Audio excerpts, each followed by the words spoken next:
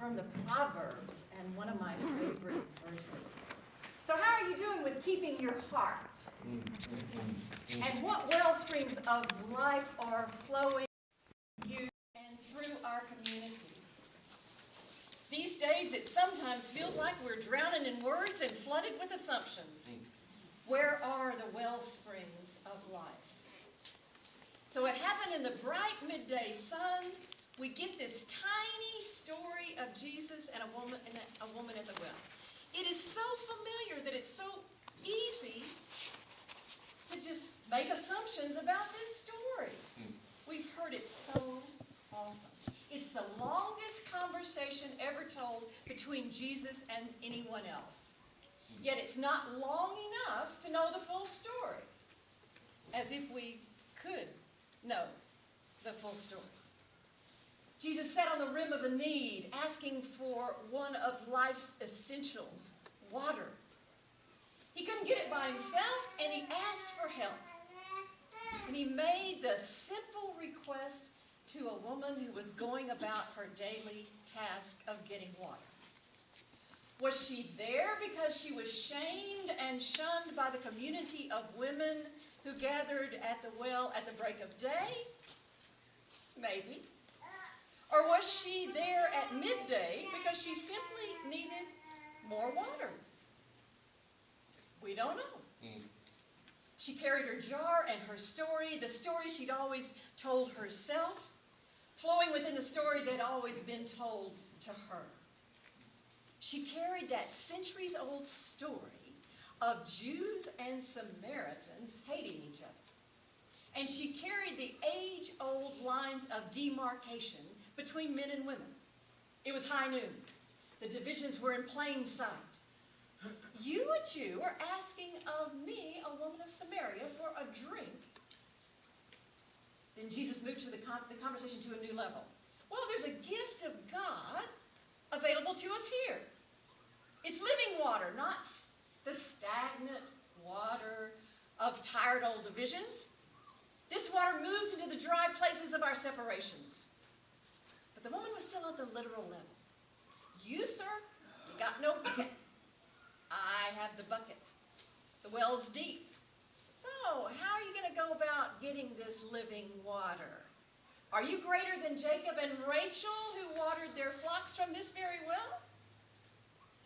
For someone who was not supposed to be talking to a man in public, she sure was chatty and rather feisty.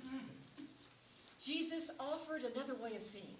Yes, water, the kind that keeps on gushing up, a wellspring of life-giving water. And the woman opened her heart to receive it.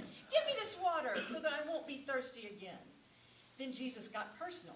Call your husband. I have no husband. Yes, 5 you have had, and one that you're with right now is not your husband. How was that? Could have been 5 by death, divorce, or both. Who knows?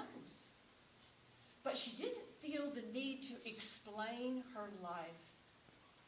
She moved into the religious questions, connecting her personal story with the public story. Jesus offered a way through when she said, look, our people worship on this mountain, have for generations. Your people worship in Jerusalem. What's up with that?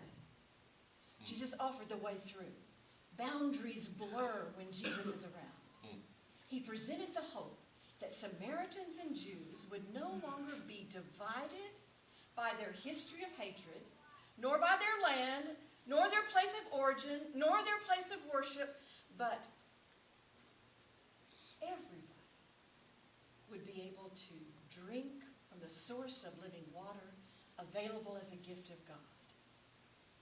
Now, we don't know exactly what happened in that encounter, but we know something happened. Something that shifted her perspective. Authentic exchanges between us humans can transform us and change us. And it can happen in tiny little moments. It doesn't take a long story or long explanation. There was a quality in this encounter with Jesus that changed everything for this woman at the well. It was an encounter of the heart. Was she asking, like we all do, who am I? And who am I in this community that I'm in? And in relationship to you? And who am I to God? She left her jar, the only one she'd had, because the jar of old assumptions and old ways of telling the story were no longer adequate. Her heart had opened. The holy place was within her. So she ran to her community and she said, come and see. There's a person who really gets it and understands my whole story and knows everything about me. This story would have been a lot longer if that was true.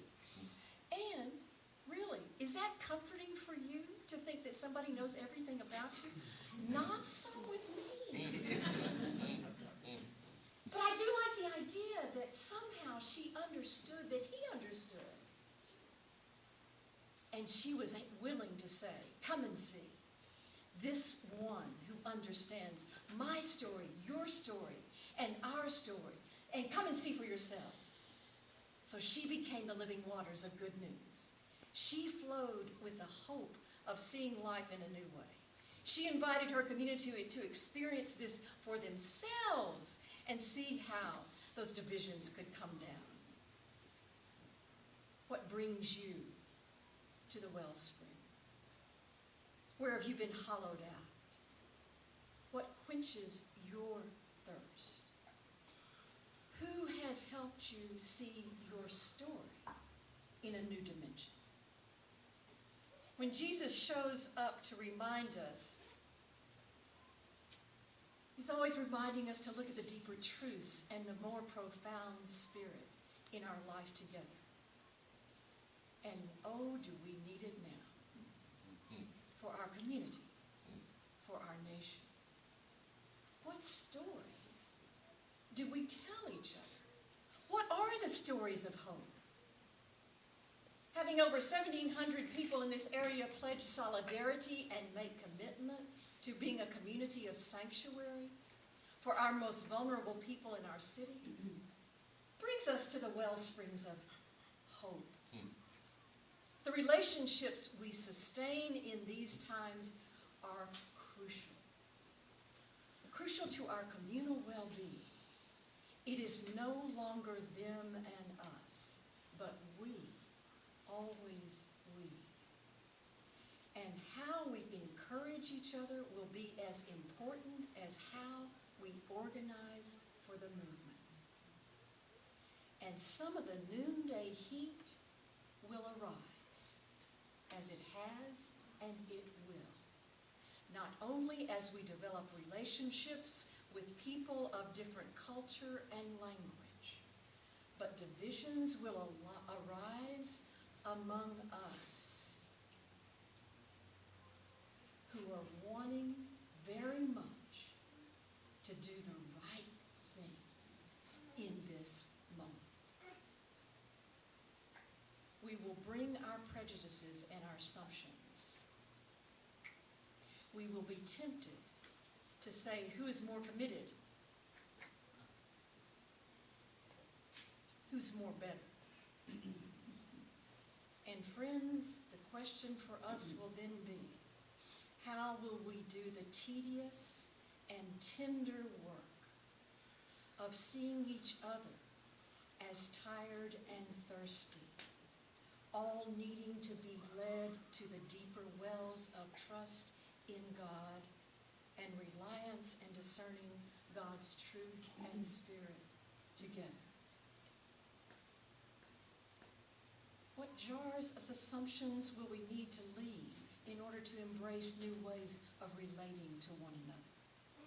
What stories do we need to tell each other? Our stories spill into each other's stories, altering us. And what we mostly have is tiny stories. But the tiny stories we have huge consequences. Look at the tiny story we have of today.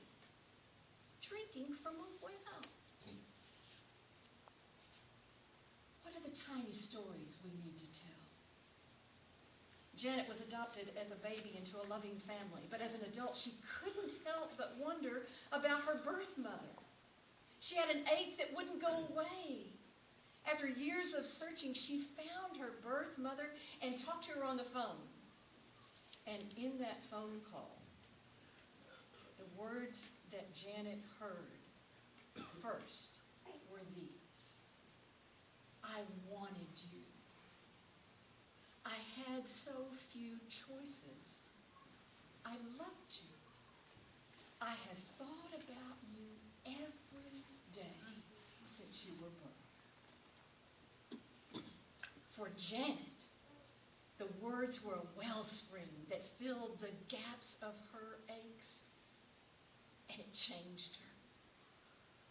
Her story was no longer one of rejection. She'd been loved all along. Robert came to the church I was serving after he'd been diagnosed with HIV/AIDS. He'd never been in a church community, so he joined everything.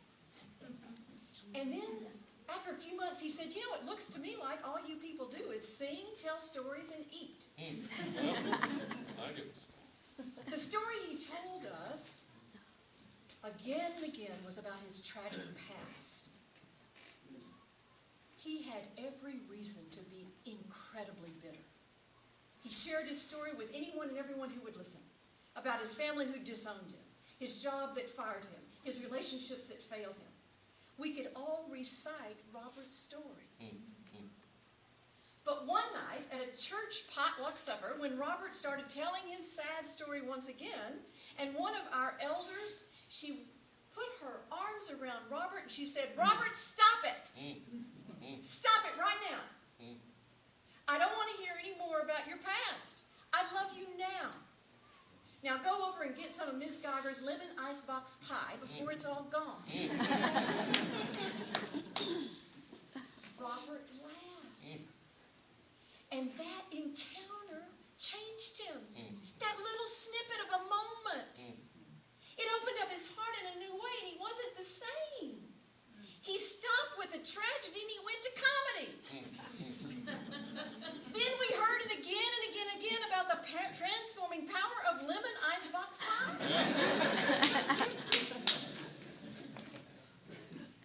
Who's helped you find the wellsprings of life in your story? In these tiny stories, in these little moments. Who's helped you? We're going to be about telling each other these tiny stories about the tedious and tender work of bringing each other to the wells of hope. A friend of mine called me just a few days ago. He'd been walking along the edges of the water of a beach reflecting on his life. You see, he'd recently retired, and he thought about the churches he'd served, the ministries he'd been part of, the words he'd written. And what I know of him is that he'd given himself tirelessly to sorrowful and suffering people broken by tragedies and failings of one kind or another, and he poured waters of hope in them with an amazing unconditional love. Now, he has a loving wife and a bunch of terrific kids and grandkids who are wild about him. And besides that, he's got a really good sense of humor. But that humor was missing when he asked me, I'm thinking about my life, and I just don't know. I wonder if something's wrong with me. I wonder if my life has mattered. I said, you have got to be kidding. There was a pause on the other end of the line. And then he said, thank you. Thank you so much. I needed those words. Now, personally, I don't think it was some of my most profound and poetic words.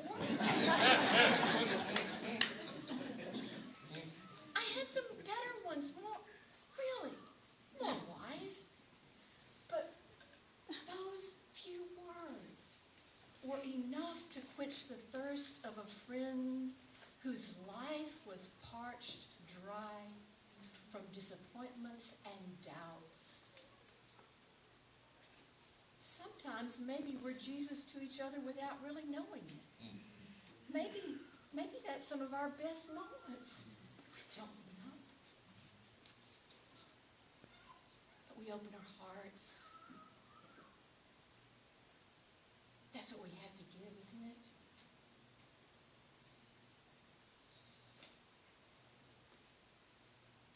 So many have been Jesus to me in my life. And you, this my community, you are Jesus to me, flowing with waters of mercy that have not run dry.